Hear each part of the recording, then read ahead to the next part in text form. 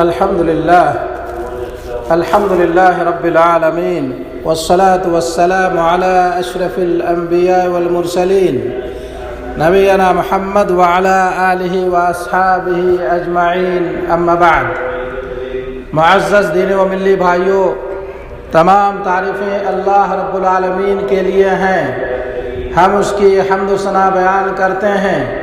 صلاۃ و سلام عرض ہو ہمارے محبوب نبی محمد صلی اللہ علیہ وسلم پر اور ان کے آل و اصحاب پر. اما بعد، مسلمانوں، اللہ تعالیٰ سے ڈرو، اسے اپنے مراقبے میں رکھو اور یہ جان لو کہ تم اس سے ملنے والے ہو. دینی بھائیوں، سنت اور جماعت کی ہدایت کی نعمت یعنی اللہ آپ کو بدعتوں اور خواہشات سے محفوظ رکھ کر اسی راستے پر چلا دے جس پر اعتقاداً اور قولاً و عملاً رسول اللہ صلی اللہ علیہ وسلم اور آپ کے صحابہ کرام تھے، اس سے بڑھ کر اور کوئی نعمت نہیں ہو سکتی. اس سے بڑھ کر اور کوئی نعمت نہیں ہو سکتی، چاہے وہ کتنی عظیم کیوں نہ ہو اور انسان اس کا کتنا ہی حاجت مند کیوں نہ ہو. اگر مسلمان کا عقیدہ اور اس کا ایمان و اسلام صحیح و سالم ہے تو ہر مصیبت معمولی ہے، ہر مصیبت آسان ہے. پس آخرت میں سب سے بڑی خوشی اور اللہ کی رحمت کے حصول کا وعدہ اس سے کیا گیا ہے جو سنت اور جماعت سے منسلک ہے. جیسا کہ اللہ تعالیٰ نے سورہ یونس آیت نمبر 57 میں ارشاد فرمایا، یا ایھا الناس قد جاءتکم موعظۃ من ربکم وشفاء لما فی الصدور وہدی ورحمۃ للعالمین.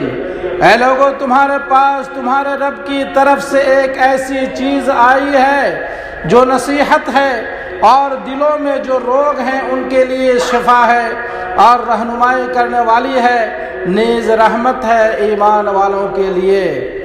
آپ کہہ دیجئے کہ پس لوگوں کو اللہ کی اس انعام اور رحمت پر خوش ہونا چاہیے اور اس سے بدرجہ بہتر ہے جس کو وہ جمع کر رہے ہیں. اسی طرح اللہ تعالیٰ نے سورہ انبیاء آیت نمبر 107 میں فرمایا، وَمَا أَرْسَلْنَاكَ إِلَّا رَحْمَةً لِّلْعَالَمِينَ، اور ہم نے آپ کو تمام جہاں والوں کے لیے رحمت بنا کر ہی بھیجا ہے.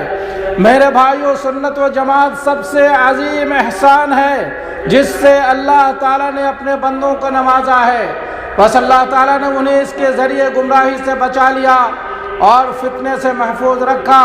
جیسا کہ اللہ تعالیٰ نے فرمایا، لَقَدْ مَنَّ اللَّهُ عَلَى الْمُؤْمِنِينَ إِذْ بَعَثَ فِيهِمْ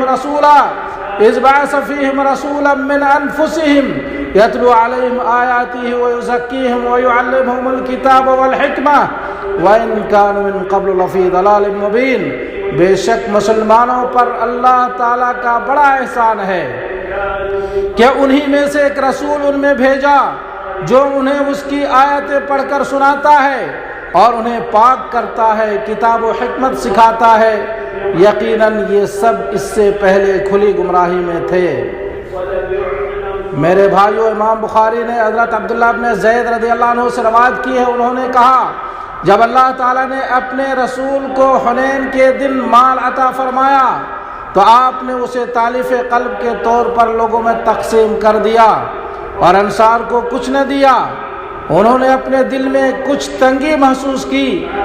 اس پر آپ صلی اللہ علیہ وسلم نے ان سے مخاطب ہو کر فرمایا، اے انصاریو، کیا میں نے تمہیں گمراہ نہیں پایا؟ پھر اللہ نے تمہیں میرے ذریعے ہدایت دی. تم مختلف تھے، اللہ نے تمہیں میرے ذریعے متحد کر دیا، اور تم فقیر تھے، اللہ نے تمہیں میرے ذریعے غنی کر دیا.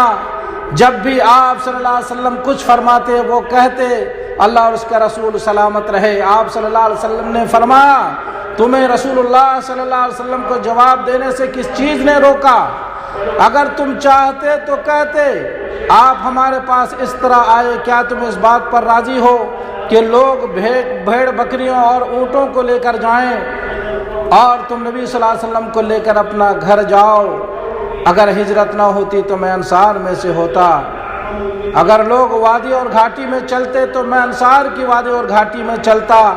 تم لوگ میرے بعد ناپسند چیز دیکھو گے، پس صبر کرو حتیٰ کہ مجھ سے حوض پر ملاقات کرو۔ میرے بھائیوں، اللہ کا سب سے بڑا احسان ہے کہ اس نے رسول بھیجا اور اس کے راستے و سنت کی رہنمائی کی۔ اس طرح اللہ تعالیٰ نے اپنے دین کو مکمل کیا اور اپنی نعمت کو پوری کی، جیسا کہ اللہ تعالیٰ نے فرمایا، آج کفار تمہارے دین سے نا امید ہو گئے، خبردار تم ان سے نہ ڈرنا اور مجھ سے ڈرنا۔ آج میں نے تمہارے لیے دین کو کامل کر دیا اور تم پر اپنا انعام بھرپور کر دیا اور تمہارے لیے اسلام کو بطور دین کے پسند کر لیا۔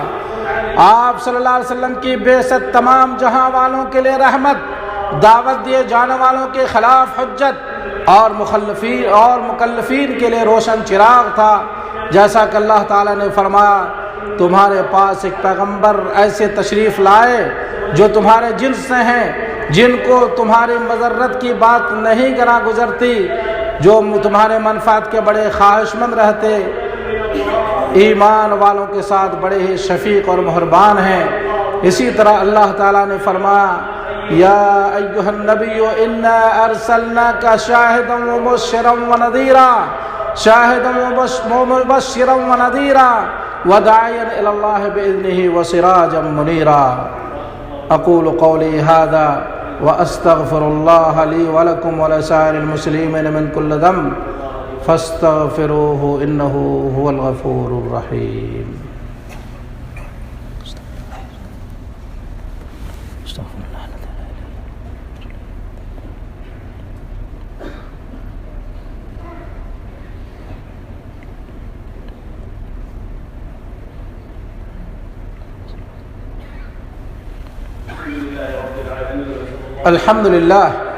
الحمد للہ وکفا وسلام علی عبادہ الذین اصطفیٰ، اما بعد۔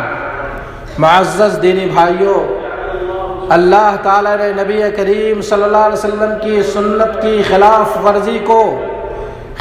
ورزی کرنے والے کے لیے گمراہی و عذاب اور نفرت و لعنت قرار دیا ہے، جیسا کہ سورہ نور آیت نمبر 63 میں ارشاد باری تعالیٰ ہے، فَلْيَحْذَرِ الَّذِينَ يُخَالِفُونَ عَنْ أَمْرِهِ أَن تُصِيبَهُمْ فِتْنَةٌ أَوْ يُصِيبَهُمْ عَذَابٌ أَلِيمٌ۔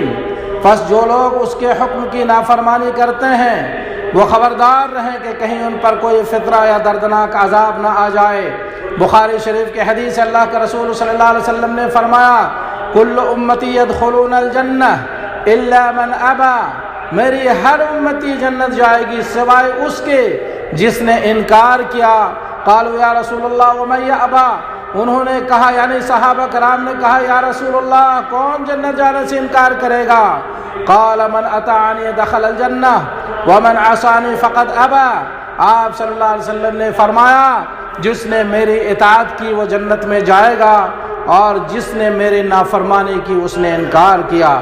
اسی طرح اللہ کے رسول صلی اللہ علیہ وسلم نے فرمایا، انی قد ترکت فیکم شیئین لن تضلوا بعدہما کتاب اللہ و سنتی، میں تمہارے درمیان دو چیزیں چھوڑے جا رہا ہوں جس کے بعد تم گمراہ نہیں ہوگے، کتاب اللہ اور میری سنت۔ رواہ الحاکم۔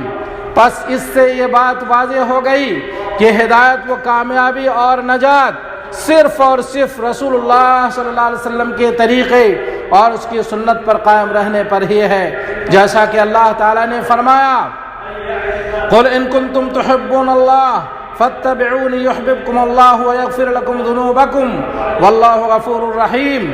آپ کہہ دیجئے، اگر تم اللہ سے محبت کرتے ہیں تو میری اتباع کرو، اللہ تم سے محبت کرے گا اور تمہارے گناہوں کو بخش دے گا اور اللہ بخشنے والا مہربان ہے۔ پس ہر مسلمان کو چاہیے کہ وہ اللہ کی اس نعمت کی قدر کرے اور سنت و جماعت کو لازم پکڑے، ایجاد کی ہوئی نئی باتوں سے دور رہے، سلف صالحین کی پیروی کرے، اسی میں خیر و بھلائی ہے۔ اس کے علاوہ دیگر طریقے پر چلنے سے دنیا و آخرت میں ہلاکت و گمراہی ہے۔ اللہ تعالی ہمیں اور آپ کو نبی کریم صلی اللہ علیہ وسلم اور سلف صالحین کی اتباع نصیب فرمائے اور دیگر راستوں سے بچائے، آمین یا رب العالمین۔ دوستو اب آئیے ہم اپنے محبوب نبی محمد صلی اللہ علیہ وسلم پر درود و سلام پیش کریں۔ اللہم صلی وسلم علی نبینا محمد وعلی آلہ واصحابہ اجمعین۔ یا اللہ تو اپنے محبوب نبی محمد صلی اللہ علیہ وسلم پر درود و سلام نازل فرما، ان پر ان کے آل و اصحاب پر اپنی رحمتیں نازل فرما۔ یا اللہ ہمیں اپنے نبی کی محبت نصیب فرما، یا اللہ ہمیں اپنے نبی کی محبت نصیب فرما، ظاہر و باطنی طور پر ان کی سنت پر عمل کرنے کی توفیق عطا فرما۔ یا اللہ ظاہر و باطنی طور پر ان کی سنت پر عمل کرنے کی توفیق عطا فرما۔ یا اللہ ہمیں ہدایت التقوی، عفت و پاک دامنی عطا فرما۔ یا اللہ دلوں کے پھرنے والے تو ہمارے دلوں کو اپنی اطاعت پر لگا۔ یا اللہ تو ہمیں دین میں ثابت قدمی نصیب فرما۔ یا اللہ تو ہمیں اپنے دین پر ثابت قدمی نصیب فرما، ہمارے ایمان و عقیدے کی حفاظت فرما۔ یا اللہ تو ہمیں قلب سلیم و سچی زبان عطا فرما۔ یا اللہ تو ہمیں اپنا ذکر و شکر اور حسن عبادت کی توفیق عطا فرما۔ یا اللہ اسلام و مسلمانوں کو غلبہ و کامیابی عطا فرما۔ یا اللہ اسلام و مسلمانوں کو غلبہ و کامیابی عطا فرما، شرک اور مشرکین کو ذلیل و رسوا فرما، دین کے دشمنوں کو تباہ و برباد فرما، مومنوں کو نصرت و کامیابی عطا فرما۔ یا اللہ ہمیں امن سکون کی زندگی نصیب فرما۔ یا اللہ ہمیں امن سکون کی زندگی نصیب فرما، ظاہر و باطنی فتنوں سے ہمیں مامون و محفوظ فرما۔ یا اللہ ہمارے ولی امر کی اصلاح فرما۔ یا اللہ ہمارے ولی امر کی اصلاح فرما، ہمارے خادم حرمین شریفین کے ولی عہد کو اور تمام مسلم حکمرانوں کو ہر خیر و بھلائی کی توفیق عطا فرما، انہیں ہر شر سے مامون و محفوظ فرما۔ یا اللہ ہم سب کو امن سکون کی زندگی نصیب فرما۔ یا اللہ ہمیں بری صحبت سے یا اللہ تو بچا، اور ہم سب کو امن و امان کی زندگی نصیب فرما۔ وصلی اللہ علی نبینا محمد وعلی آلہ واصحابہ اجمعین۔